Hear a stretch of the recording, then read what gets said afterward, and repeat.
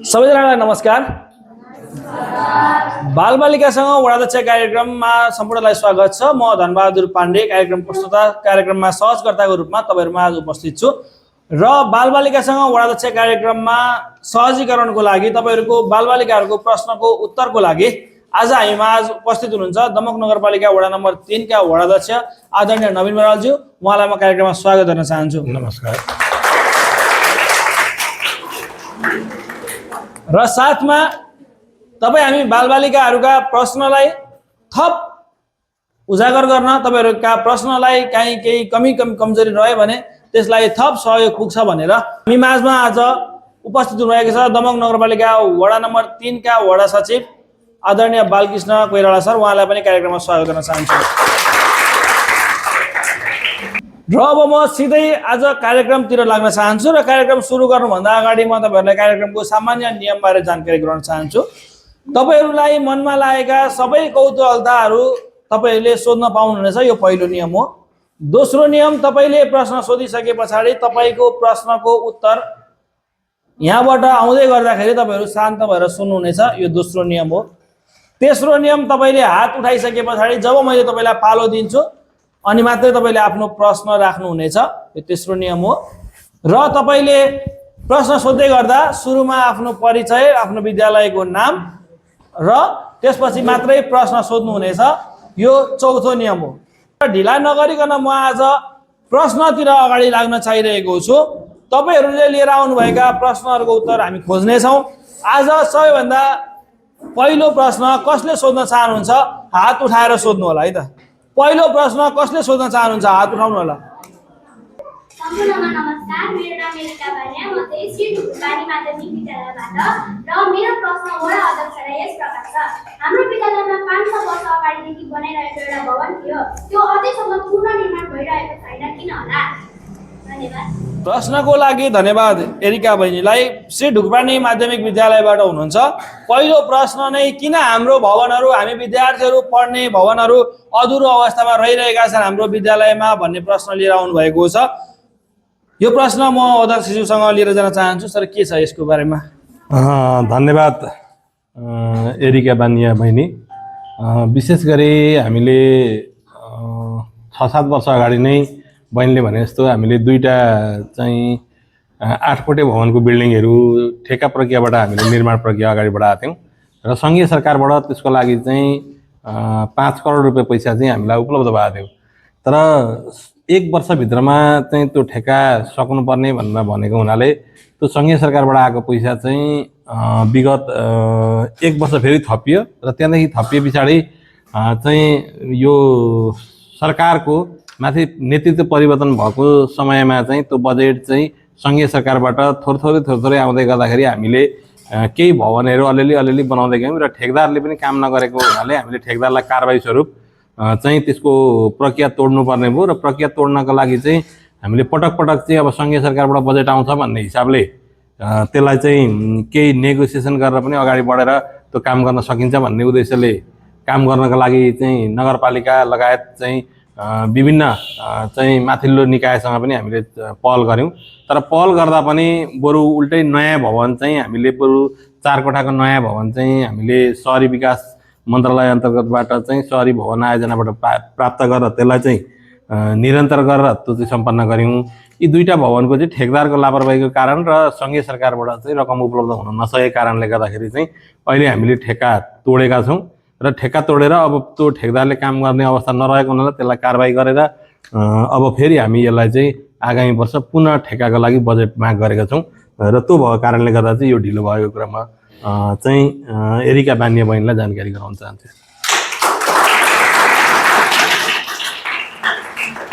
धन्यवाद सर प्रश्नको उत्तरको लागि। लगभग कति समय लाग्ला सर यो बहिनीहरूलाई? त सिधा प्रश्न कस्तो भने कहिले कहाँबाट बजेट आउँछ भन्दा पनि हाम्रो भवन बन्छ कि बन्दैन भन्नेतिर जाला, कहिले बन्छ भन्नेतिर आउला। अब यो चाहिँ थोरै पैसा भए त हामी पालिका नगर वडाले पनि मिलेर बनाउन सक्छ। यो चाहिँ अलिकति अब दुईटा भवन पूर्ण रूपमा कम्प्लिट गर्नको लागि निकै पैसा चाहिने भएको कारणले गर्दा अब यसलाई कसरी अब सङ्घीय सरकारसँग पनि यो वर्ष हामीले माग गरेका छौँ। सङ्घीय सरकारबाट आयो भने हामी लगभग 1 वर्षमा यसलाई सकाउँछौँ, तर सङ्घीय सरकारबाट आएन भने पालिकाले चाहिँ अझै केही समय लाग्न सक्छ, किनभने पालिकामा यत्रो ठुलो यो मात्रै छैन, हिमावी पनि छ र सँगसँगै यस्तै खालको बजेटले चाहिँ हिमावीको पनि भवन अलपत्र परेको छ। तर पनि नानीहरूलाई पर्याप्त रूपमा हुने गरेको भवन चाहिँ हामीले अन्यतिरबाट ल्याएर प्रदेश सरकारबाट ल्याएर पनि त्यहाँ प्राप्त गराएका छौँ र त्यो नबनेको कारणले एक खालको त्यो राज्यको सम्पत्ति चाहिँ अलिकति हेर्दा पनि र हामीलाई पनि दुःख लागेको छ। तर त्यसलाई हिजो हामीले चाहिँ 3 तलाको इस्टिमेट थियो भने बरु हामी जतिसम्म अहिले बनाउन सक्छौँ त्यतिसम्म बनाउनको लागि भए पनि वडा र नगरपालिका मिलेर सङ्घीय सरकारबाट बजेट प्राप्त भएन भने हामी मिलेर चाहिँ केही न केही गरेर त्यसलाई निश्चित हिजो चाहिँ हामीले ती 3 तलाको चाहिँ सोच बनाएको थियौँ भने अब हामी जति तलामा अहिले छ त्यो भएका तलालाई कम्प्लिट गर्ने गरी चाहिँ पालिका र वडा मिलेर पनि गर्छौँ भन्ने कुरा चाहिँ यहाँलाई जानकारी गराउँछु। त्यसो हुँदा अझै 1-1.5 वर्ष चाहिँ लाग्छ। धन्यवाद सर यो प्रश्नको उत्तरको लागि। अब फेरि म अर्को प्रश्नमा जान चाहन्छु। अर्को प्रश्न कसले सोध्न चाहनुहुन्छ हात उठाउनु होला। यहाँबाट आयो। हजुरहरू सम्पूर्णको मेरो तर्फबाट नमस्कार। मेरो नाम सृष्टि सुवेदी हो र म नेपाल सदर फेन्सी स्कुलमा पढ्छु। म अब आफ्नो प्रश्न राख्न गइरहेको छु। प्रायः जसो सबै ठाउँहरूमा बिजुली बत्ती लगायत खानेपानीको समस्याहरू देखिरहेको हुँदा यो समस्या समाधानमा हजुरले के कस्ता कामहरू गर्नुभएको छ त? आज यसै फलमा हेर्दाखेरि बालबालिकासँग वडा अध्यक्ष कार्यक्रममा पनि बिजुली बत्ती गएको हुँदाखेरि यसको लागि तपाईँले के समाधान निकाल्नु भएको छ त? धन्यवाद। प्रश्नको लागि धन्यवाद सृष्टि बहिनीलाई। र बिजुली बत्ती खानेपानीका समस्याहरू हामी बालबालिकाहरूले हामी विद्यार्थीहरूले भोग्दै आइरहनु परेको छ। गर्मीको समयमा कार्यक्रम हलमा विद्यालयहरूमा यो जुन समस्या आइरहेको छ यसलाई कुन रूपमा हेर्नुभएको छ भन्नुभएको छ, कुन रूपमा हेरिरहेको छ सर यसलाई? यसलाई विशेष गरी सृष्टि सुवेदीलाई म धन्यवाद भन्न चाहन्छु। अब बिजुली भनेको चाहिँ एसियन हाइवेको कारणले गर्दा आज बिहान 8 बजेदेखि भरे 4 बजेसम्म चाहिँ हिजै सूचना निकालेर बिजुली प्राप्त हुँदैन भन्ने कुरा आएको थियो र अब यो संस्थामा हामीले इन्भर्टर त जोडेको छौँ तर माथि यसको कनेक्सन सायद रहन्छ। आगामी दिनमा यसको कनेक्सन यहाँ माथि गरेर पनि यहाँ पनि चाहिँ पङ्खाहरू चलाउने व्यवस्थापन गर्नलाई यो संस्थामा म सहकार्य गर्नेछु। र खानेपानीको विषय भनेको चाहिँ खानेपानी हामीले दमक 3 नम्बरमा लगभग अब कोही त्यस्तो जोड्नै नसक्ने बालबालिकाहरू अथवा घर परिवार विपन्न अति खानेपानी जोड्नै सक्नु भएन भने मात्रै भिन्दै कुरा हो। नत्र भए खानेपानीको लागि चाहिँ हामीले दुम्से खानेपानी आयोजना र बेल्लाइ खानेपानी आयोजना दुईटा आयोजनाको यहाँनिर चाहिँ कार्यक्रमहरू छ र त्यहाँ चाहिँ खानेपानी धारा जडानको लागि वडा समिति मार्फत यहाँहरू आएर चाहिँ निवेदन सिफारिस दिएर गर त्यहाँको नियमअनुसार यहाँहरूले चाहिँ स्वच्छ खानेपानीको लागि अहिले नै प्राप्त छ। यसको लागि चाहिँ त्यस्तो समस्या हुँदैन र विद्यालयहरूमा यो खानेपानी सबै ठाउँमा जोडेको अवस्था छ। धन्यवाद सर। ढिला नगरिकन म फेरि अर्को प्रश्नमा जान चाहन्छु। अर्को प्रश्न कसले सोध्न चाहनुहुन्छ हात उठाएर सोध्न सक्नुहुनेछ। सम्पूर्णमा नमस्कार। मेरो नाम नगर राई। म श्री चुलाचुली माध्यमिक विद्यालयबाट हो र मेरो प्रश्न यस प्रकार छ। यो प्रश्न हाम्रो विद्यालयले हरेक वर्ष सोध्ने प्रश्न हो कि हाम्रो विद्यालयलाई बस वा साधन किन प्रदान गरिएको छैन? धन्यवाद प्रश्नको लागि बहिनी झरना बरुवाललाई। र म प्रश्न सिधै अध्यक्षमा लिएर जान चाहन्छु। धन्यवाद झरना बराल बहिनी। विशेष गरी चुलाचुली माविमा यहाँहरू जुन निरन्तर पठन पाठन गर्दै हुनुहुन्छ यहाँहरूले पटक पटक यातायातको पनि माग गर्नुभएको। हामीले यो विभिन्न दात्री निकायहरूसँग र विभिन्न सहयोग गर्नुहुने हामीले चाहिँ सहयोगी दाताहरू हुनुहुन्छ त्यहाँनिर इन्ट्रा फाउन्डेसन पनि हामीले आश्वासन देखाउनु भएको थियो र हामीले चाहिँ अब यो चुलाचुली माविमा चाहिँ बस किन्नको लागि चाहिँ यो चाहिँ अलिक ठुलै पैसा लाग्ने भएको हुनाले हामीले विभिन्न सङ्घ संस्था तथा सङ्घीय सरकारसँग माग गरेका छौँ र हामीसँग चाहिँ अलिकति स्रोतको अभाव पनि भएको र अभिभावकहरूसँग हामीले चाहिँ केही सहयोगहरू पनि नलिरहेको अवस्थाले गर्दाखेरि चाहिँ हामीसँग स्रोत छैन विद्यालयमा। अब वडा कार्यालयबाट 5-7 लाख रुपियाँ दिँदा 10 लाख रुपियाँ दिँदा हुने भए हामी वडा कार्यालयबाट पनि खरिद गर्न सक्थ्यौँ तर बस जस्तो खरिद गर्ने कुरा अत्याधिक महँगो पर्ने भएको कारणले गर्दा यो चाहिँ सङ्घीय सरकार तथा विभिन्न हामीले चाहिँ फाउन्डेसनबाट हामीलाई सहयोग गर्नुहुने सहयोगी दातासँग गर्दैछौँ र आगामी वर्ष अब यसलाई चाहिँ केही पालिकातिरबाट पनि सपोर्ट हुने भने वडाले पनि गरेर केही न केही सहयोग गरेर चाहिँ नयाँ खरिद गर्नुपर्छ। फेरि नयाँ पुरानो खरिद गर्न पाउने भए पनि अलिक सहज हुन्थ्यो। पुरानो खरिद गर्नलाई पनि पाउने चाहिँ विद्यालयले चाहिँ पाउँछ तर हामी वडा कार्यालयबाट चाहिँ पुरानो खरिद गरेर दिन पनि नमिल्ने भएको कारणले गर्दा यो चाहिँ हामी दाताहरू खोजिरहेका छौँ। त्यही कारणले गर्दा पनि हामीलाई अलिक समस्या छ। अब साँच्चै अभिभावकहरू सबैलाई यातायातको व्यवस्थापन भन्नुहुन्छ भने हामी भाडामा भए पनि व्यवस्थापन गर्ने भन्छौँ, तर उहाँहरू अभिभावक भेला भएको बेला आइदिनुहुन्न। त्यो भएको कारणले गर्दा कतिपय कुरा चाहिँ हामीलाई व्यवहारिक समस्या पनि छ।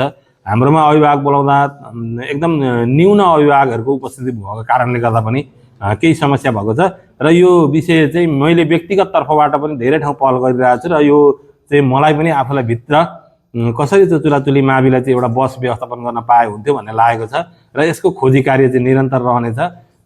मैले विशेष गरी बहिनीलाई अहिले यति नै भन्न सकेँ। हस् त, धन्यवाद। धन्यवाद सरलाई। अब फेरि म अर्को प्रश्नतिर जान चाहन्छु। अर्को प्रश्न कसले सोध्न चाहनुहुन्छ? नमस्कार, दमक नगरपालिका वडा नम्बर 3 स्थापित अक्सफोर्ड इङ्ग्लिस स्कुलमा अध्ययन छात्रा समीक्षा ढकाल। आज म यस कार्यक्रममा केही प्रश्न लिएर आएको छु। मेरो प्रश्न यस प्रकार छ। अहिले फोहोर मैला जताततै फ्याँकिरहेको छ।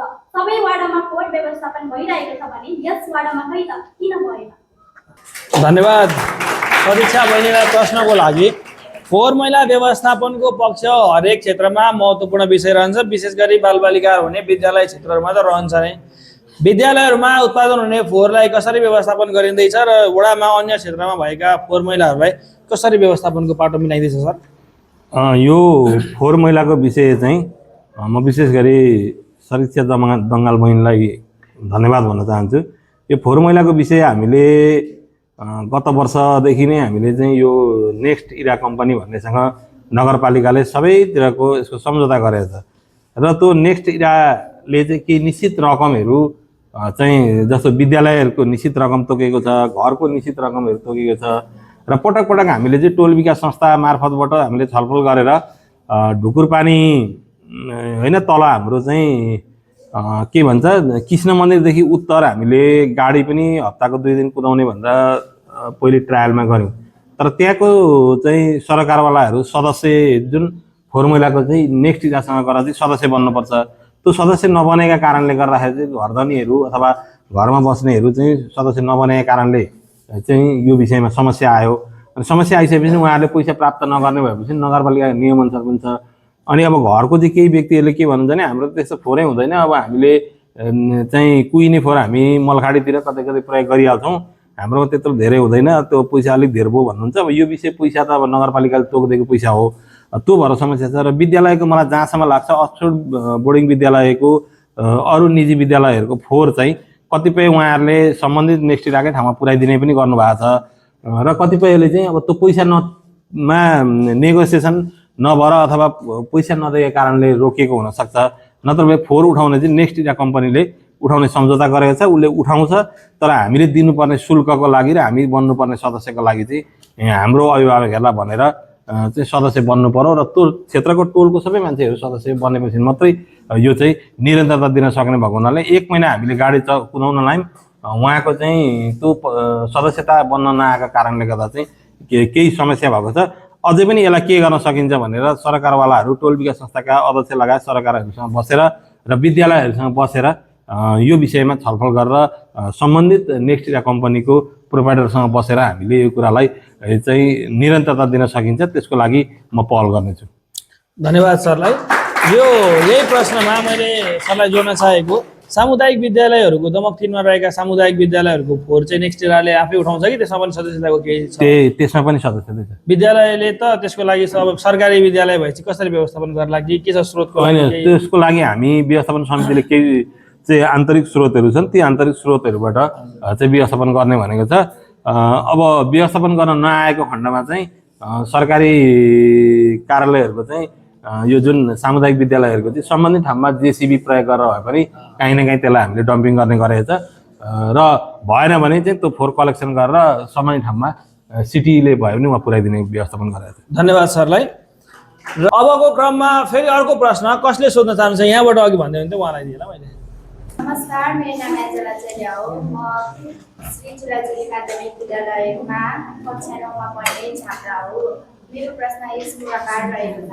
हाम्रो विद्यालयमा प्रशस्त मात्रामा डस्टबिन झाडु नभएको कारणले विद्यालय वरिपरि फोहोर बढेको कारणले डस्टबिन कहिले प्रदान गर्नुहुन्छ? धन्यवाद एन्जल आचार्य बहिनीलाई यो प्रश्नको लागि। अघि नै पनि फोहोर मैला व्यवस्थापनको प्रश्न अघि पनि उठेको थियो। विद्यालयहरूका फोहोर मैला उठाउनलाई नेक्सिरा कम्पनीसम्म पुर्याउनु पर्ने भन्ने कुरासम्म त आइसकेको थियो, तर प्रश्न त जरामै छोडियो। फेरि अघि हामी नेक्सिरा कम्पनीबाट फोहोर मैला उठाउनेमा पुग्दैथ्यौँ भने प्रश्न जरामै जोडियो। नेक्सिरालाई दिन त पहिला फोहोर सङ्कलन पनि त हुनु पर्यो, त्यसको लागि चाहियो डस्टबिन। विद्यालयमा डस्टबिन नै छैन भन्ने कुरा छ, यसलाई कसरी जोड्न चाहनुहुन्छ? धन्यवाद म एन्जिला आचार्य बहिनीलाई।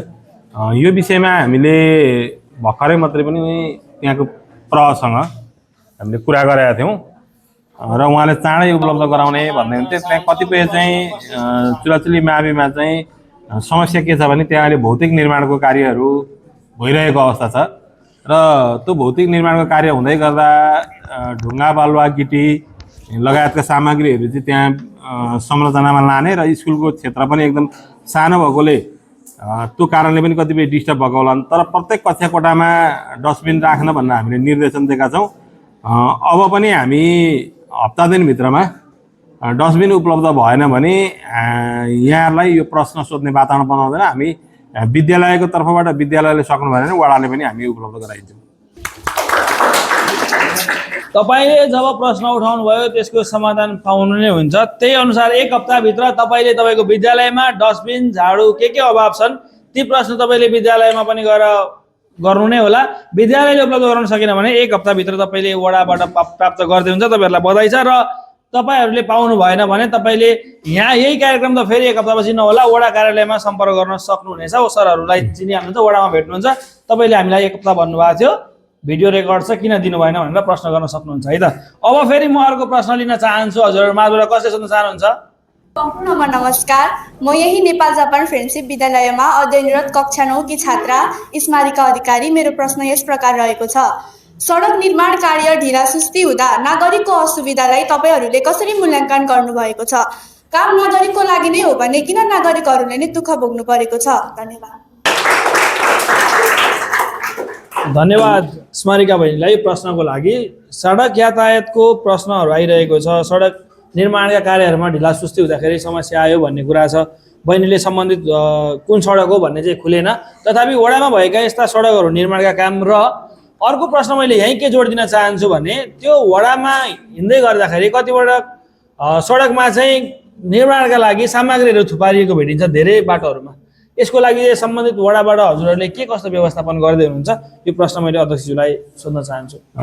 विशेष गरी स्मारिका बहिनीलाई धन्यवाद। मैले विशेष गरी के भन्न चाहेँ भने अहिले हाम्रो 3 नम्बरको चाहिँ सङ्घीय सरकारबाट ठुलो पैसाको सडकहरू भनेको एक ठाउँ मात्रै निर्माण हुँदैछ, ड्रेन सहितको। अब त्यो हुँदा चाहिँ त्यहाँ बाटो अवरुद्ध छैन, सिङ्गल जाने गरेको छ।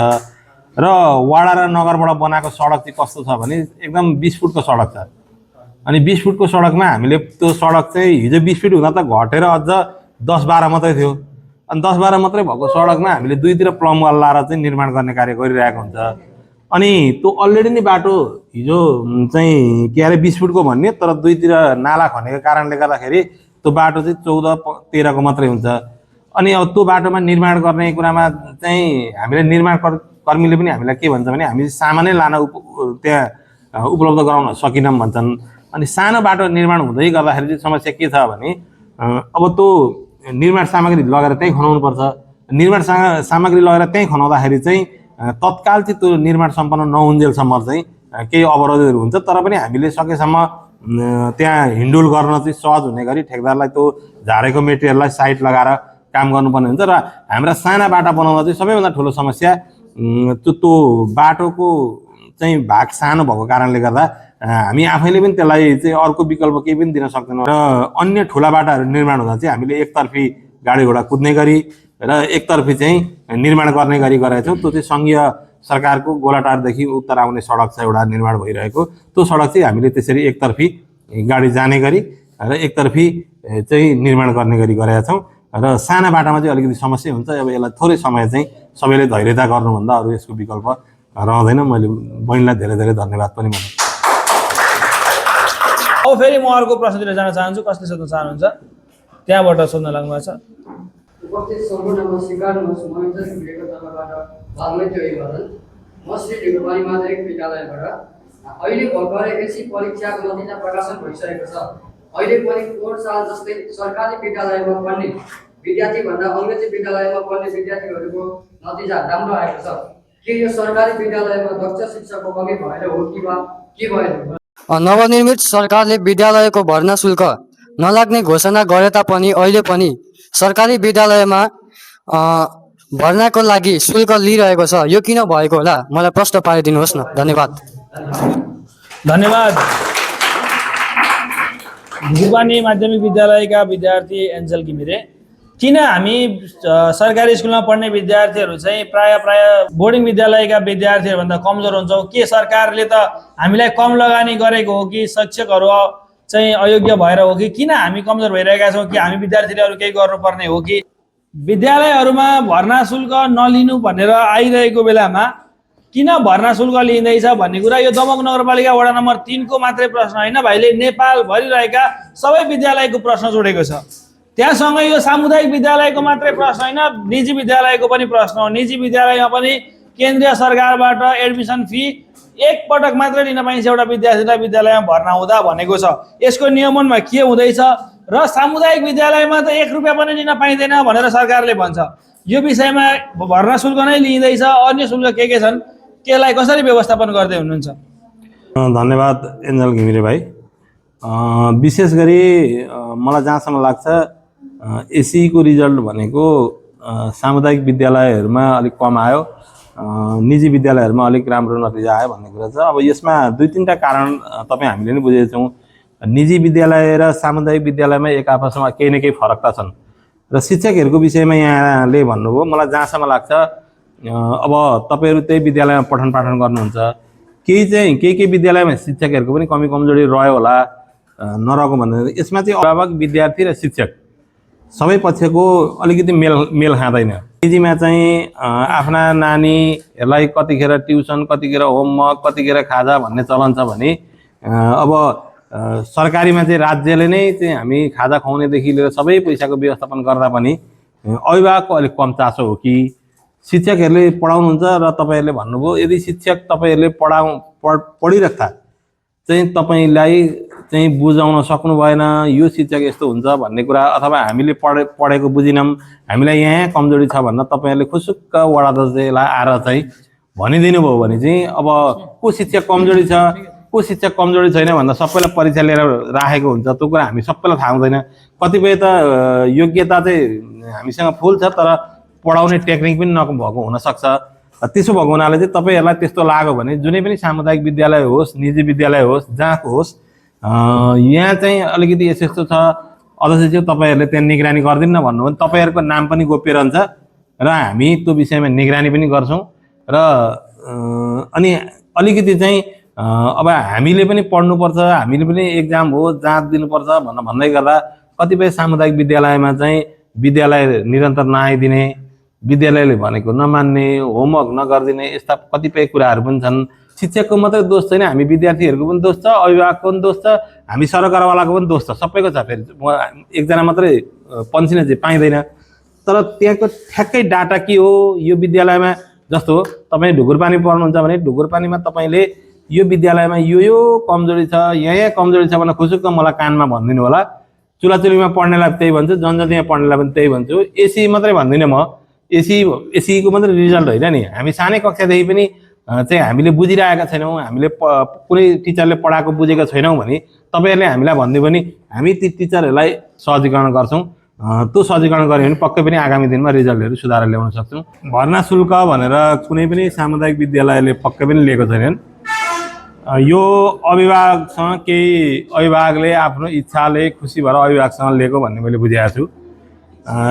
र यो अभिभावकलाई चाहिँ विशेष गरी मैले अघि तपाईँहरूलाई पनि भने यो कतिपय कुरा निःशुल्क भनेर राज्यले भनिदिएको छ। सबै कुरा निःशुल्क गर्दै गर्दा ती विद्यालय सामुदायिक विद्यालयमा चाहिँ दरबन्दी अनुसारका टिचरहरू उपलब्ध छैन, पालिकाले पूर्ण रूपमा टिचरहरू दिएर उपलब्ध गराउन सकेको छैन, सङ्घीय सरकारले उपलब्ध गराउन सकेको छैन। यी विभिन्न यस्ता समस्याहरू छन् र निजी टिचरहरू राख्नुपर्ने अवस्था आउँछ। निजी टिचरहरू राख्नुपर्ने अवस्था आउँदाखेरि अभिभावकहरूसँग केही सहयोग, चन्दादाताहरूसँग केही सहयोग नलिकन अहिले अब आउने सरकारले बजेटमै व्यवस्थापन गरेर चाहिँ शिक्षकहरूको व्यवस्थापन गर्ने भनेको छ। यदि शिक्षकहरूको व्यवस्थापन पूर्ण रूपमा भयो भने मलाई जहाँसम्म लाग्छ सामुदायिक विद्यालयहरूले चाहिँ अभिभावक सहयोग लिने छैनन्।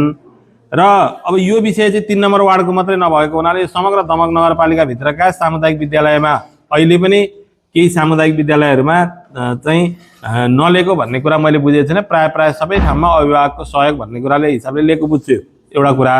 र अर्को कुरा, नलिएको अवस्थामा भनेको सामुदायिक विद्यालयहरू धराशायी हुन्छन् र सामुदायिक विद्यालयलाई ठुलो चाहिँ सङ्घीय सरकारको नर्मअनुसार हो भने ठुलो रकम सामुदायिक विद्यालयमा प्राप्त गर्नुपर्ने हुन्छ र त्यहाँ टिचरको व्यवस्थापन पूर्ण रूपमा नभएको हुनाले केही निजी टिचरहरू राखेर व्यवस्थापन गर्नका लागि केही विद्यालयहरूले लिइरहेको अवस्था छ। पाठ्यक्रमको पनि चाहिँ निजी विद्यालयको पाठ्यक्रम पठन पाठन भएको खण्डमा चाहिँ बोर्डिङका पब्लिकेसनका बुकहरू किन्दाखेरि ती बुकहरूको छुट्टै पैसा लाग्ने अवस्था छ। सरकारले चाहिँ कि त मेरो चाहिँ एउटा सुझाव पनि के हो भने सङ्घीय सरकारले नै निजीमा पढ्ने पुस्तक पनि र के अरे सामुदायिकमा पढ्ने पुस्तक पनि एउटै प्रकारको, एउटै तरिकाको, एउटै रेट गरेर राज्यले देशभरि प्राप्त गर्ने गरी गरिदियो भने यो समस्या चाहिँ हटेर जान्छ। नत्र भए पब्लिकेसन अनुसारको किताबहरू प्रयोग गर्नुपर्ने अवस्था आउँदा त्यहाँ पनि केही असुविधा भइरहेको अवस्था छ। र सङ्घीय सरकारले पूर्ण रूपमा निःशुल्क भनेको छ, नगरपालिकाको पनि केही कुरा निःशुल्क भनेको छ। तर यो निःशुल्क भनेको भरमा यहाँहरू त्यही विद्यालयमा बस्नुहुन्छ, विद्यालयलाई मसलन्द खर्च सङ्घीय सरकार तथा नगरपालिकाबाट भनेर महिनामा 25-30-40 हजार रुपियाँ कति आउँछ, त्यसले यो सामुदायिक विद्यालयभरिका फेन सञ्चालन हुँदाखेरिको बिलै लगभग कति पुग्छ। यस्तो धेरै विषयहरू चाहिँ सामुदायिक विद्यालय छन्। निजी विद्यालयको पनि तिनै समस्या कतिपय छन्। अभिभावकसँग चाहिँ फी मात्रै लिने भने टिचर मात्रै पठन पाठन गर्नलाई पनि व्यवस्थित टिचर, योग्य टिचरहरू राख्नु पर्यो। योग्य टिचर राख्दाखेरि मावि तहको एउटा टिचर राख्दाखेरि 45 हजार रुपियाँ महिनाको तलब दिनुपर्छ। एकजना मावि तहको टिचर राख्नु पर्यो भने 45 हजार दिनुपर्छ। 45 हजार रुपियाँ पैसा चाहिँ अब कसरी दिने भन्दा त त्यो त निजीले त के अरे शिक्षा सँगसँगै उसले त उसको लगानी पनि गरेको हुन्छ। त्यसै गरी सामुदायिक विद्यालयहरूमा पनि तपाईँको मावि बनाएको छ, माविको दरबन्दी हुनुपर्ने जति शिक्षक सरकारले पठाइदिएको छैन। यो यहाँ मात्र होइन, देशैभरिको अवस्था यस्तो छ र त्यो भएको कारणले केही असुविधा छ र यो सङ्घीय सरकारले पनि यो विषयमा बुझेको छ र सङ्घीय सरकारले दरबन्दी अनुसारको टिचर र विद्यालयका आवश्यकता अनुसारको चाहिँ विभिन्न विषयमा लाग्ने खर्चहरूको व्यवस्थापन गरिदियो भने मात्रै सम्भव छ। नत्र यो सम्भव नभएको कारणले गर्दा केही अभिभावकहरूलाई चाहिँ कन्भिन्स गरेर, अभिभावकहरूलाई भनेर, अभिभावक भेलाबाट निर्णय गरेर यी कुराहरू गरेको भन्ने कुरा मैले कहीँ जानकारी पाएको छु। र यो विषय चाहिँ तपाईँले उठाएको विषय चाहिँ यो दमक नगरपालिका 3 नम्बर वार्डको मात्रै होइन, यो देशैभरिका 77वटा जिल्लाको समस्या यो एउटै छ र यो समस्याको समाधान गम्भीर पनि छ र यो समस्याको समाधान गर्न सङ्घीय सरकारले पर्याप्त मात्रामा बजेट उपलब्ध गराएको खण्डमा मात्रै यो समस्या समाधान हुन्छ भन्ने मेरो बुझाइ छ। मैले अहिले यति नै भन्न चाहेँ। अध्यक्षज्यूलाई यो उत्तरको लागि विद्यालयको रिजल्टलाई कसरी सुधार्न सक्छौँ भनेर विद्यार्थीहरू नै यसरी जागरुक भएर प्रश्न सोध्नु एकदमै सकारात्मक छ। विद्यार्थीहरूले यसरी प्रश्न सोध्दै गर्दाखेरि म यही प्रश्नमा अलिकति जोड्न के चाहन्छु भने हाम्रो दमक नगरपालिका वडा नम्बर 3 का वडा सचिवज्यू पनि हामीसँगै हुनुहुन्छ। उहाँले अध्ययनको क्षेत्रमा विभिन्न विषयहरू अध्यापन पनि गराउनु नै हुन्छ। अब हामी विद्यार्थीहरूले कसरी पढ्दै गर्दाखेरि चाहिँ होइन, एक त उहाँ सरकारी जागिरमा पनि हुनुहुन्छ, भोलि कति धेरैजनाको चाहिँ सरकारी जागिरमा इन्ट्रेस्ट पनि रहला होइन।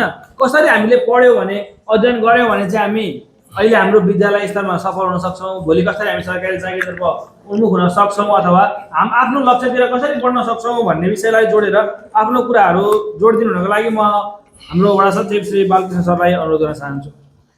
धन्यवाद सर। अब भाइ बहिनीहरू ठ्याक्कै हाम्रो भाइले राम्रो प्रश्न राख्नु भएको छ। त्यो चाहिँ हाम्रो सरकारी विद्यालयमा चाहिँ एससीको रिजल्ट चाहिँ कम्ती आयो, प्राइभेटमा चाहिँ राम्रो आउँछ भन्ने सम्बन्धमा पढाउने टिचरहरू सबै अब्बलै हुनुहुन्छ है, सबै टिचरले राम्रै पढाउनुहुन्छ।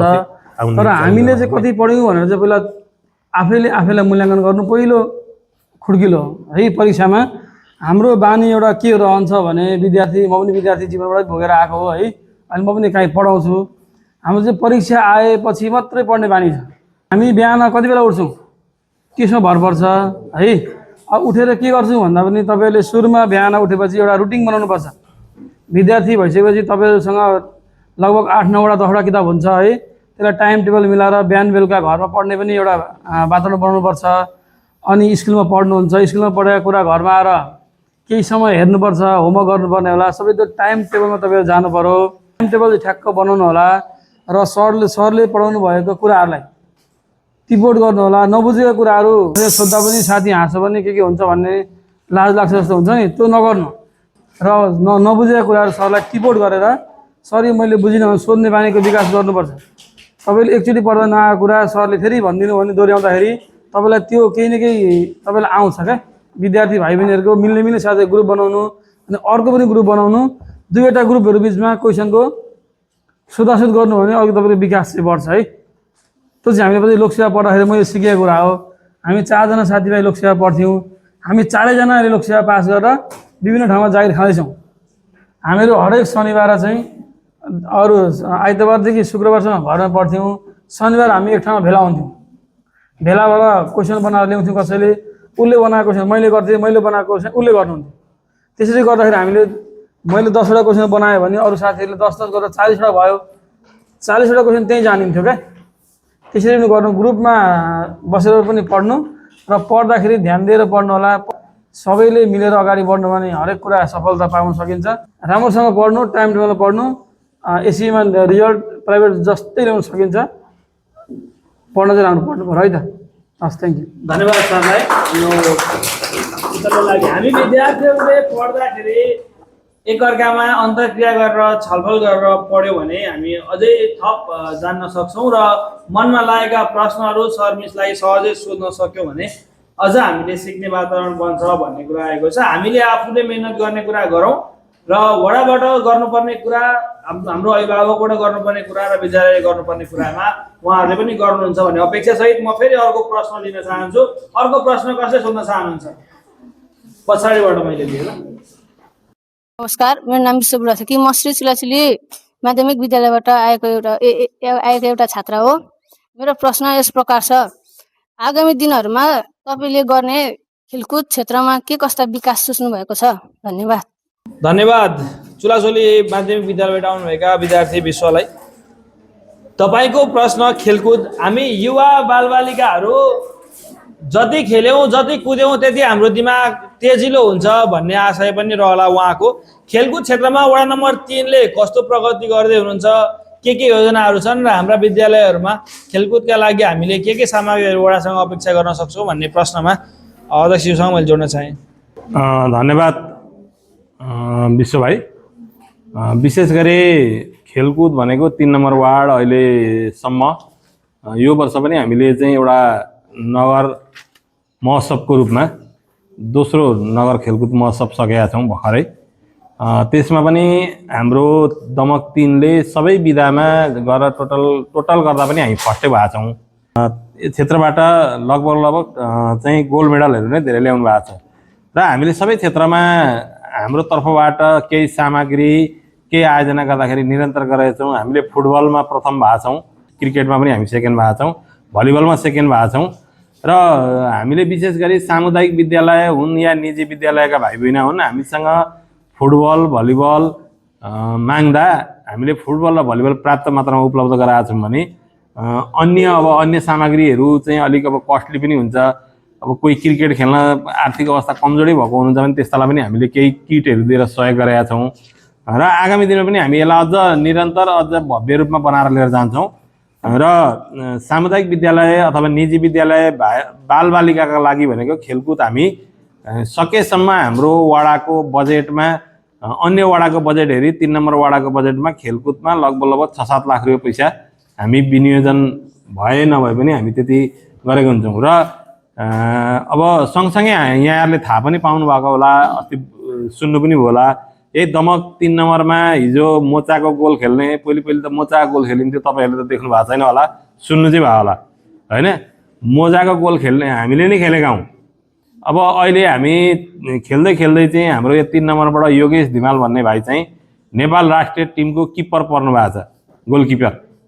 होइन उहाँलाई हामीले सम्मान पनि गऱ्यौँ उहाँलाई हामीले 1 लाखमा एक रुपियाँ कम 1 लाखमा 1 रुपियाँ कम हामीले उहाँलाई चाहिँ किनभने हाम्रो यो 3 नम्बरको गर्व 3 नम्बरको चाहिँ एउटा चाहिँ राष्ट्रिय स्तरमा अहिलेसम्म कोही पनि खेलाडी यही वार्डको पुग्नु भएको थिएन त्यो भएको हुनाले हामीले उहाँलाई सम्मान पनि गऱ्यौँ अब यसरी नै हामी विभिन्न विधामा जो राष्ट्रिय स्तरमा खेल्न जानुहुन्छ उहाँहरूलाई हामी सम्मान पनि गर्छौँ सहयोग पनि गर्छौँ त्यसो भएको हुनाले आगामी दिनमा अझ हामीलाई पर्ने आवश्यकता महसुस गरेको चिजमा हामीले गर्नुपर्ने सहयोगमा अझ खेलकुदमा हामी सहयोग गरेर जानेछौँ भन्ने कुरा राख्छु हस् त धन्यवाद धन्यवाद सरलाई यो उत्तरको लागि सरकै कुरालाई जोड्दै समराइज मैले पनि के गर्न चाहेँ भने दमक नगरपालिका वडा नम्बर 3 पछिल्लो खेलकुद महोत्सवमा हामीले पनि देख्दै गर्दा ठुल्ठुला खेलका विधाहरूमा या त पहिलो नै भएको छ या त दोस्रो भनेको त्योभन्दा तल आइपुग्नु परेको छैन यो सबै वडाको यो योगदान उहाँहरूले युवाहरूलाई खेलकुदप्रति गराउनु भएको प्रोत्साहन सबैको कारण भएको छ र यही दमक नगरपालिका वडा नम्बर 3 का खेलाडी राष्ट्रिय टिममा पर्नु एउटा गौरवको कुरा पनि हो भोलि तपाईहरू पनि कुनै न कुनै खेलको माध्यमबाट खेलकुदमा जोडिएर राष्ट्रिय टिम अन्तर्राष्ट्रिय खेलहरू खेल्नको लागि जाँदै गर्न सक्नुहुन्छ र त्यसको लागि वडाले गर्नुपर्ने के साथ र सहयोग छन् यसको लागि वडा तयार छ भन्ने सरको प्रतिबद्धताको लागि चाहिँ म धन्यवाद दिन चाहन्छु र म फेरि अर्को प्रश्न लिन चाहन्छु अर्को प्रश्न कसले सोध्न चाहनुहुन्छ म यसै दमक नगरपालिका वडा नम्बर 3 स्थित अक्सफोर्ड अङ्ग्रेजी माध्यमिक विद्यालयकी छात्रा सृष्टि लुइटेल आजको यस कार्यक्रममा वडाध्यक्षको सामु आफ्नो प्रश्न लिएर आएको छु र मेरो प्रश्न यस प्रकार रहेको छ विद्यार्थीहरूका लागि छात्रवृत्ति वा सहयोग कार्यक्रम छन् कि छैनन् यदि छन् भने कस्ता छन् कृपया बताइदिनु हुन हार्दिक अनुरोध गर्दछु धन्यवाद बहिनीलाई प्रश्नको लागि वडा नम्बर 3 मा रहेका विद्यालयहरूले आफ्ना विद्यार्थीहरूलाई गर्ने छात्रवृत्ति सधैँ नै छ प्रोत्साहन स्वरूप वडाबाट पनि केही छात्रवृत्ति छन् कि भन्ने कौतूहलता नानीलाई लागेको छ के छन् सर यसमा जोडिदिनु न धन्यवाद सृष्टि लुटेल बहिनीलाई विशेष गरी विद्यालयबाट हामीले विपन्न विद्यार्थीका लागि भनेर हामीले छात्रवृत्ति दिने गरेका छौँ कतिपय चाहिँ अब किताब कपी जुन हामी विशेष गरी सामुदायिक विद्यालयमा पढ्नुहुने भाइ बहिनीहरू चाहिँ कतिले चाहिँ किताब पनि किन्न नसक्ने अवस्था भएको अवस्थामा कतिपय म आफैले पनि व्यक्तिगत रूपमा मैले नै पर्सनल पनि कपडादेखि लिएर किताब पनि किनिदिएको छु कतिपय विषयमा चाहिँ वडा कार्यालयबाट हामीले जेनदार विद्यार्थी भनेर चाहिँ हामीले प्रत्येक वर्ष नर्सरीदेखि 11 सम्मको विद्यार्थीलाई हामीले प्रत्येक वर्ष वडा कार्यालयले सम्मान गर्छौँ यो वर्ष पनि हामी तयारी अवस्थामा छौँ सायद सोमबार या मङ्गलबार गर्छौँ उहाँहरूलाई हामीले चाहिँ प्रोत्साहन स्वरूप हामीले लगभग 1 वर्ष पुग्ने गरीको कापी ब्याग लगायतका सामग्रीहरू हामी उपलब्ध गराउँछौँ जो चाहिँ सामुदायिक विद्यालयमा प्रथम हुनेहरूलाई मात्रै हामीले गरिरहेका छौँ अहिलेसम्म चाहिँ निजीमा चाहिँ राज्यले जुन दिनसम्म दिन प्रक्रिया मिलाइदिँदैन उसले कानुन बनाइदिँदैन मन भए पनि दिन मिल्दैन अब निजी पढ्ने चाहिँ विपन्न हुँदैन भन्ने कुरा पनि आउँछ कतिले त आफ्नो के अरे चाहिँ छाक काटेर पनि निजी पढाइरहेको अवस्था पनि छ तर पनि अब राज्यले के छ भने निजीमा चाहिँ हामीले पूर्ण रूपमा छात्रवृत्ति दिने अवस्था चाहिँ राज्यको नियम र नर्म्सले दिन नमिल्ने पालिकाको भोलि त अडिटले चाहिँ यो कसरी दिस भन्ने कुरा भएको कारणले गर्दा यो ठाउँमा चाहिँ हामीले अहिले दिन सकेका छैनौँ र सामुदायिक विद्यालयमा चाहिँ हामीले दिएका छौँ र छात्रवृत्तिका लागि दिन्छौँ हामी अझै राम्रो पढ्न कोही जाने हुनुहुन्छ पढ्नै नसक्ने हुन्छ भने हामी चाहिँ सामुदायिक विद्यालयमा चाहिँ टोटल पनि के अरे रकम तिरेर पनि पढाइदिनेछौँ र अहिले पनि हामीले चाहिँ सिटिभिटीको चाहिँ 2 जना विद्यार्थी वडाबाट निःशुल्क पढाइदिने भने तर कोही पनि विद्यार्थी आउनुहुन्न हामीले उहाँहरूलाई चाहिँ वडाको कोटाबाट परुन्जेलको पैसा चाहिँ त्यो सिटिभिटी भनेको अहिले दमक 4 मा छ पहिले चाहिँ यहाँ बेलडाङ्गी 1 मा वन अफिस छेउमा थियो कति तपाईँ नानी बाबुहरूलाई थाहा छैन त्यसमा चाहिँ हामीले 2 जना विद्यार्थी चाहिँ हामी 1 रुपियाँ पैसा पनि लाग्दैन त्यो इन्जिनियरिङ पढाइदिने पैसा चाहिँ हामी तिर्दिन्छौँ भन्दा वडा कार्यालयको सूचनामा अहिलेसम्म 1 जना पनि निवेदन दिन आउनु भएको छैन अब हामीले के भन्ने हामीले जुन क्षेत्रमा अलिक सक्ने ठाउँ छ त्यो क्षेत्रमा प्रयत्न गर्दा पनि आइदिनुहुन्न र साना भाइ बहिनी बालबालिकाहरूलाई विशेष गरी सामुदायिकमा चाहिँ हामीले सहयोग गरेका छौँ निजीको चाहिँ यो प्रक्रिया जुन दिन खुल्छ त्यो दिनदेखि सहयोग गर्ने प्रतिबद्धता दिन चाहन्छु हस्त धन्यवाद धन्यवाद सरलाई यो उत्तरको लागि फेरि अर्को प्रश्न कसले सोध्न चाहनुहुन्छ मैले यहाँबाट लिएँ ल एउटा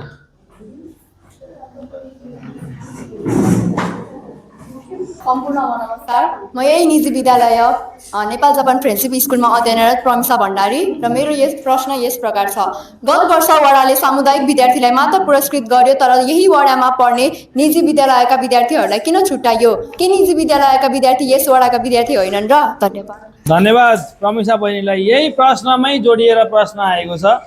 प्रति प्रश्न जस्तै जस्तै गरेर के निजीमा पढ्ने हामी चाहिँ होइनौँ, सामुदायिकलाई चाहिँ वडाले प्रोत्साहन गर्ने, हामीलाई चाहिँ किन नगर्ने भन्ने खालको प्रश्न आएको छ सर। यसलाई फेरि जोड्नुपर्ने रहेछ। धन्यवाद प्रनिसा भण्डारी बहिनीलाई। यसलाई हामी प्रयास गर्छौँ। अब यसको थोरै प्रक्रियागत रूपमा के हुन्छ भन्ने कुरा हामी सोधेर सायद यसको चाहिँ हामी आगामी दिनमा यसलाई सुधार्न सक्छौँ कि भन्ने भनाइ मात्रै अहिले भन्न सकेँ मैले। अन्य कुरा चाहिँ अब यसलाई प्रश्न पार्न चाहिँ मैले पनि केही यो विषयमा छलफल गर्नुपर्ने हुन्छ र यसमा म प्रयास चाहिँ जारी राख्नेछु। धन्यवाद सरलाई। र अबको क्रममा अर्को प्रश्न कसले सोध्न चाहनुहुन्छ? अर्पण बोरा, म यहीँ नेपाल जापान फ्रेन्डसिप स्कुलबाट कक्षा 9बाट। म आज एउटा प्रश्न गर्न गइरहेको छु। बाल अधिकार संरक्षणको बारेमा हजुरहरूले के गर्दै आइरहनु भएको छ अहिलेसम्ममा? धन्यवाद भाइलाई।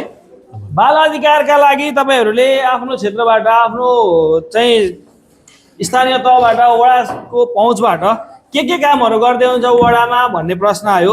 यो बाल अधिकारका कुराहरू के छन् र यो बाल अधिकार बालबालिकाको विषयमा के कार्यक्रमहरू भइरहेका छन्, त्यहाँ भएका बजेटहरू केमा प्रयोग भइरहेका छन् भन्ने कुराको जानकारी हाम्रो सचिवज्यूलाई अझ बढी जानकारी हुने भएको कारणले गर्दा मैले यो प्रश्न सचिवज्यूबाट चाहिँ जोड्न चाहन्छु। प्रश्नकर्तालाई एकदम विद्यार्थी भाइ एकदम यो गम्भीर विषय सोध्नुभयो र हाम्रो यो दमक नगरपालिकाले पनि बालबालिकाको क्षेत्रमा हामी नगरपालिकालाई नै बालमैत्री वडा घोषणा गर्ने चरणमा छौँ। हाम्रो दमक 3 नम्बर वडाले पनि विभिन्न बालमैत्री कार्यक्रम सञ्चालन गरेर अभिभावकहरूलाई, टोल विकास संस्थाहरूलाई र विद्यालयका प्रधानाध्यापकहरूलाई बोलाएर बालमैत्री सम्बन्धी 51वटा सूचकहरू सम्बन्धमा हामीले जानकारी गराएका छौँ। यो सूचकभित्र रहेर के चाहिँ तपाईँहरूको विद्यालयहरूमा चाहिँ सूचकहरू पुरा भएका छन् छैन भनेर अस्ति हाम्रो एउटा गोष्ठी भएको थियो। सो गोष्ठीमा चाहिँ हाम्रो दमक वार्ड नम्बर 3 बालमैत्री वडा घोषणा गर्नलाई 90% सूचकहरू पुरा गरिसकेका छौँ। अब हामी पनि यो असार महिनाभित्रमा बालमैत्री वडा घोषणा गर्दैछौँ र बालबालिकालाई अब मैले चाहिँ फेरि प्रति प्रश्न गर्न चाहन्छु। तपाईँहरू सम्पूर्ण यहाँ दमक 3 मा भएका विद्यालयबाट आउनुभएको छ। विद्यालयमा चाहिँ बालमैत्री विद्यालय भएको छ कि छैन? बालमैत्री भनेको तपाईँले पानी खानु पर्यो, साना इन्डिकेटरहरू छन्। अब बालबालिका क्षेत्रमा हामीले गरेको खेलकुदको विकासको क्षेत्रमा पनि हामीले अघि हाम्रो सरले भन्नुभयो, हाम्रा अहिले जति पनि खेलकुद भयो दमक नगरपालिकाले आयोजना गरेको सम्पूर्ण विद्यालयका भाइ बहिनीहरूले नै पुरस्कृत हुनुभएको छ र विद्यालयका भाइ बहिनीहरू टोल विकासबाट सिफारिस लिएर आउनुहुन्छ। हामीले खेलकुदको सामग्री पनि वितरण गरेका छौँ, मागे अनुसार दिएका छौँ र बालबालिका भनेका भविष्यका कर्णधार भएको हुँदा बालबालिकालाई अहिलेदेखि नै मनोसामाजिक परामर्श जस्तै उनीहरूको भावना अनुसारको के कसो गर्नुपर्ने हो, उनीहरूलाई सकारात्मक दिशामा कसरी लानुपर्ने हो, सो सम्बन्धमा हामीले के गर्नुपर्छ, हामीले गरिरहँदा के काम छुटेको छ भने तपाईँले यो चाहिँ गर्दै हुन्थ्यो भन्ने केही छ भने हाम्रो वडा कार्यालय, सिङ्गो वडा कार्यालय, दमक नगरपालिका सो कार्यक्रम गर्न हामी तत्पर छौँ। केही त्यस्तो हामीबाट छुटेको भए त्यो पनि जानकारी गराइदिनु हार्दिक अनुरोध गर्छु। धन्यवाद सरलाई। बालबालिकाको क्षेत्रमा र बाल अधिकार संरक्षणको लागि वडा नम्बर 3 सदैव तत्पर छ र हामीले गर्नुपर्ने कुरामा हामी सदैव तयार हुनेछौँ भन्ने प्रतिबद्धता जनाउनु भएको छ। अब प्रश्न कसले गर्न चाहनुहुन्छ?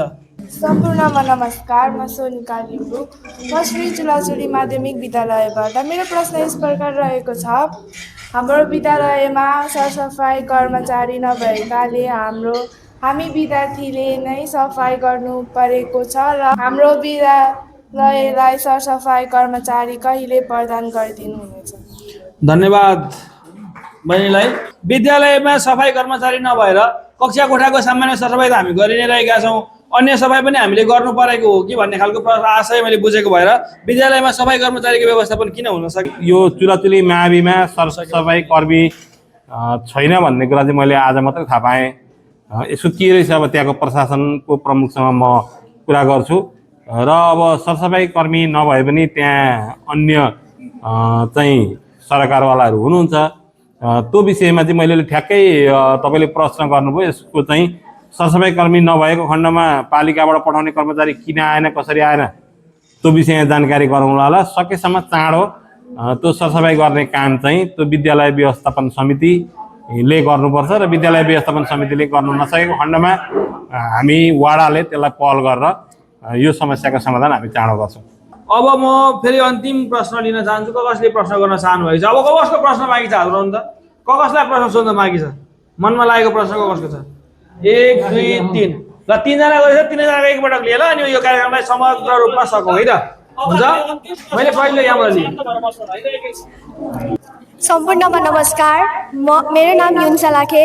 म यही नेपाल जापान फ्रेन्डसिप स्कुल की अध्ययनगत कक्षा 8 की छात्रा र मेरो प्रश्न यस प्रकार रहेको छ। विद्यालय क्षेत्रभित्रका वा नजिकका पसलमा अझै पनि धुम्रपान जस्तै चुरोट, गुड्का, खैनी जस्ता चिज बिक्री वितरण भइरहेको छ। पसलदारहरूलाई नबेच्न भन्नका लागि कस्ता पहल गर्नुभएको छ? धन्यवाद। धन्यवाद बहिनीलाई यो प्रश्नको लागि। यो एकदमै गम्भीर प्रश्न उठेको छ। सँगै मैले अर्को प्रश्न पनि लिएँ तपाईँबाट भन्नु त यहाँबाट।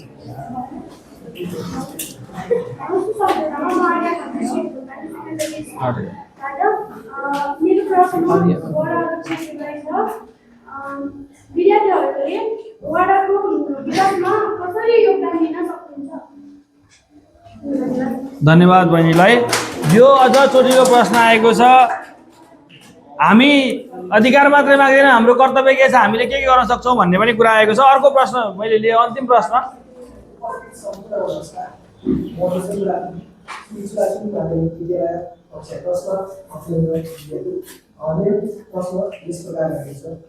बालबालिकाको क्षेत्रको विकासका लागि विद्यालयहरूमा पर्याप्त रूपमा अतिरिक्त क्रियाकलाप हुन नसकिरहेको अवस्थामा वडाबाट आगामी दिनहरूमा के कस्ता क्रियाकलापहरू योजना रहेको छ, गर्ने योजना रहेको छ? धन्यवाद।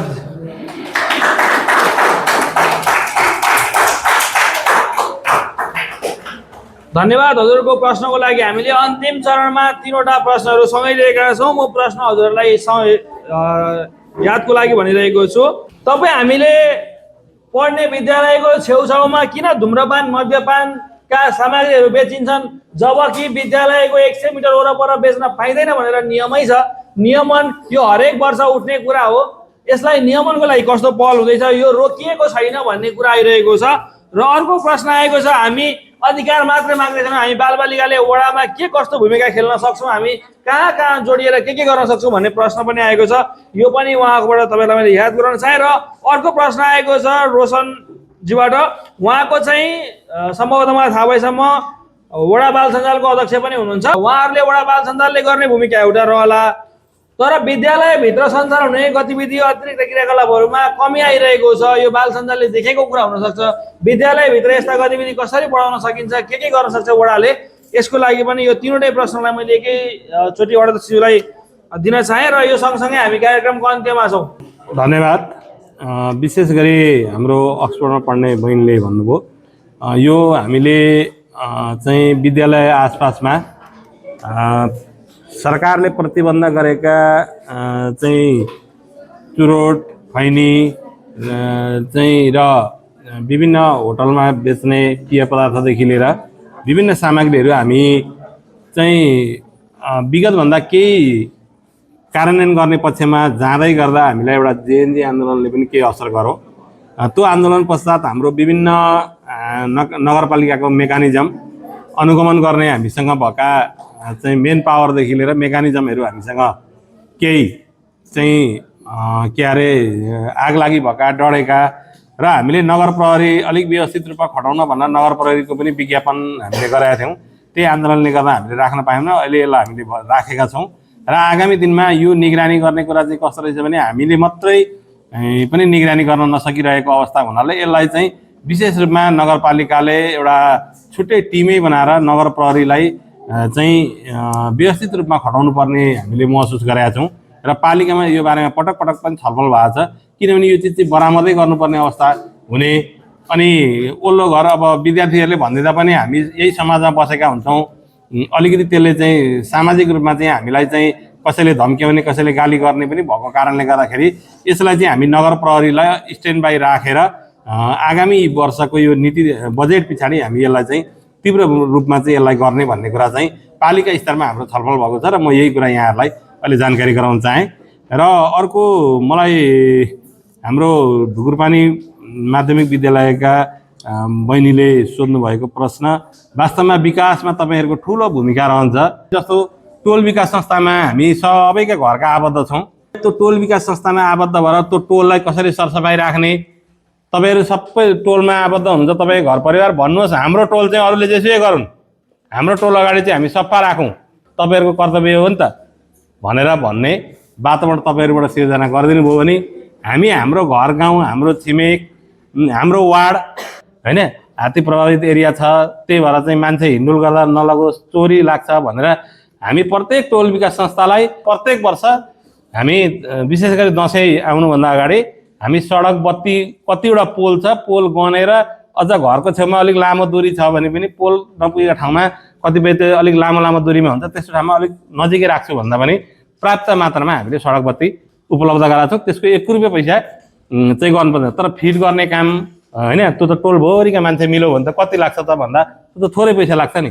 अनि आफ्नो टोल सफा गरिदिन्न भनौँ भने तपाईँको घर अगाडि, हाम्रो घर अगाडि अथवा मेरै घर अगाडि भनौँ, तपाईँकै घर अगाडि भनौँ, झ्याम्म त्यो गाई बस्तुले खाने जस्तो घाँस राखेको छ, रुख रोपेको छ बाटामा, अनि एउटा मान्छे आयो भने तपाईँहरू बालबालिका हो नि त, कसैले जे पनि हुनसक्छ नि त होइन। ठुलो मान्छेलाई पो केही नहोला त, सानो मान्छेलाई जे पनि हुनसक्छ, त्यहाँ यसो चोर लाग्न सक्ला, यसो त घारीले गर्दा भने ती चाहिँ चट्ट सफा राखौँ, सबैजना मिलौँ त भन्यो भने हामी तपाईँहरूले भने जस्तो डस्टबिन पनि हामी दिन्छौँ, गमला दिन्छौँ, तपाईँहरूले बाटो राम्रो बनाउनु भने हामीलाई पनि राम्रो बनाउनु रहर छ नि। तर के छ भने अब यो चाहिँ यो भूमिका चाहिँ बालबालिकाले विशेष भूमिका गरिदियोस्, तपाईँहरूले भनिदिनु पऱ्यो। बुवाआमालाई तपाईँ हाम्रै बुवाआमा हुन्छ, चुरोट खानुहुन्छ होला, कोही के खानुहुन्छ होला, तपाईँहरूले लु यो चाहिँ नगर्नु त भनेर तपाईँहरूले आफ्नो तरिकाले कन्भिन्स गर्दै जानुभयो भने एकै दिनमा चेन्ज नभए पनि बिस्तारै चेन्ज चाहिँ ल्याउन सकिन्छ र त्यो चाहिँ विकासको आधारमा पनि जोडिन्छ। त्यसो भएको हुनाले सबैभन्दा ठुलो भूमिका चाहिँ तपाईँहरूको हुन्छ। तपाईँहरूले चाहिँ भन्नुभयो भने तपाईँहरूको कुरा चाहिँ धेरै परसम्म चाहिँ यसो गर्नु पर्यो, यसो हुँदो रहेछ भन्दै 1 दिन 2 दिन 3 दिन 4 दिन 5 दिन भन्दै गयो भने केही न केही परिवर्तन भएर आउँछ। र यहाँहरूको विकासको लागि चाहिँ यहाँहरूले हामीलाई कहिलेकाहीँ के हुन्छ भने कहिलेकाहीँ तपाईँहरूकै एरियामा के भइरहेको छ, तर कतिपय लागु औषधमा तपाईँहरू नै दुर्व्यसनीमा यहाँ तपाईँहरूकै साथीभाइहरू होइन तपाईँ हामी नै परिरहेको हुन्छौँ, तर कहिले पनि तपाईँको चाहिँ छिमेकीको चाहिँ अथवा तपाईँहरूको साथी हो यो चाहिँ अलिकति गलत बाटोमा लाग्यो है भन्ने कुरा तपाईँहरूले पनि त्यो तपाईँहरूको परिवारलाई सेयर गरिदिनुहुन्न, अथवा तपाईँहरूले हामी जतिकोलाई पनि सेयर गर्नु, बेलैमा सेयर भयो भने त्यो मान्छे त्यो ठाउँमा पनि जाँदैन नि। त्यसो भएको हुनाले तपाईँहरूको चाहिँ एकदम महत्त्वपूर्ण भूमिका हुन्छ। मैले अहिले तपाईँहरूलाई के भने त्यही भएर तपाईँहरूले विशेष गरी हामीलाई केही कुरा तपाईँहरूको विद्यालय जुनसुकै निजी होस् कि सामुदायिक होस् कि तपाईँको सरकारको विषय होस् कि तपाईँहरूले आएर यस्तो छ, यहाँ त यस्तो छ, यो ठाउँको परिस्थिति यस्तो हो, यहाँ यसो हुँदैछ, यहाँ यसले यसो भनाइ गर्न खोज्दैछ, यो यस्तो मान्छे छ, यसलाई अलिकति निगरानी राखेर तपाईँहरूले कुन हिसाबले भनिदिनुहुन्छ भन्नुभयो भने तपाईँहरूको नाम हामी कहिले पनि नभनिकन तपाईँले भने पछाडि हामी ती कामहरू गर्छौँ र त्यो चाहिँ विकासको सबैभन्दा ठुलो मेरुदण्ड हुन्छ। र मैले यहाँको प्रश्नको उत्तर त्यसरी मैले त्यो प्रश्नको उत्तरलाई चाहिँ एकदम धेरै सम्मान रूपमा लिएको छु र यो तपाईँहरूको एकदम राम्रो प्रश्न उठाउनु भएको छ। र विशेष गरी हाम्रो वडा बाल सञ्जालको अध्यक्ष भाइले उठाउनु भएको कुरा चाहिँ यो चाहिँ तपाईँपट्टि नै फर्किन्छ। तपाईँ भर्खर हुनुभएको छ, विगतमा पनि बाल सञ्जाल गठन भयो, हामीले बाल सञ्जालको चाहिँ यसो भाइ बहिनीहरूलाई कमसेकम एउटा हाम्रो 3 नम्बर वार्डका बाल सञ्जालका भाइ बहिनी हुन् नि भनेर चाहिँ ड्रेस दिन खोज्यौँ। बाल सञ्जालको संयोजक नै हराउनु भयो, हराउँदै समिति नै कोही आउनु भएन, हामीले त्यो कपडा किन्न राखेर प्रिन्ट गर्न आँटेको चिज पनि हामीले वितरण गर्न सकेनौँ। योचोटि एकदम राम्रो सक्रिय रूपमा खट्ने भाइ आउनु भएको छ। प्रत्येक विद्यालयबाट के गर्दा उपयुक्त हुन्छ भन्ने प्रपोजल असार लाग्नुभन्दा अगाडि मलाई यहाँले चाहिँ विद्यालय अन्तर्गतबाट तपाईँहरूको बाल सञ्जाल मार्फतबाट ल्याइदिनु भयो भने ती कार्यक्रम गर्नलाई तपाईँले माग गरे बमोजिमको हुन्छ। हाम्रो रोशन भाइले भन्नुभयो, हाम्रो अध्यक्षजीले अब बालबालिकाको लागि के कार्यक्रम गर्ने भन्ने कुरो कुनै 10वटा कार्यक्रम चाहिँ अब हाम्रो बजेट बनाउने बेला हुन लागेको छ। अब यो ठिक्क बजेटको बेला पनि छ, यो सन्दर्भ पनि ठ्याक्कै मिलाएको छ है। कुनै बालबालिकालाई गर्न सकिने कुनै पनि 10वटा कार्यक्रम चाहिँ हजुरहरूले सल्लाह गरेर बाल क्लब मार्फत हाम्रो वडा कार्यालयमा आओस् भन्ने अपेक्षा गर्न चाहन्छु। धन्यवाद। हामीले दमक नगरपालिका वडा नम्बर 3 को आयोजना र सगरमाथा सेवा विकास र तालिम केन्द्रको समन्वयमा 2 दिने बालबालिकाहरूको लागि भित्ते पत्रिका प्रकाशन तालिम र बालबालिकासँग वडाध्यक्ष कार्यक्रम सञ्चालन गरेका छौँ र बालबालिकासँग वडाध्यक्ष कार्यक्रममा उपस्थित हुनुभएका तपाईँ सम्पूर्ण विद्यार्थीहरूलाई विशेष धन्यवाद र तपाईँहरूको कौतूहलता मेट्नको लागि हामी माझ उपस्थित हुनुभएका दमक नगरपालिका वडा नम्बर 3 का वडाध्यक्ष नवीन बराल एवं दमक नगरपालिका वडा नम्बर 3 का वडा सचिव बालकृष्ण कोइराला सरलाई हार्दिक आभार व्यक्त गर्न चाहन्छु। सरलाई विशेष धन्यवाद। सँगै यो कार्यक्रमलाई चाहिँ हामीले यहीँ बिट मार्न चाहन्छौँ। यस्तै कार्यक्रमले विद्यार्थीहरूलाई प्रश्न सोध्ने बानीको विकास गर्छ। आगामी दिनमा पनि यस्ता कार्यक्रमहरू सञ्चालन हुँदै गरून् भन्दै यो कार्यक्रमको सहजकर्ता म धनबहादुर पाण्डे पनि बिदा हुन चाहन्छु। हस्त नमस्कार।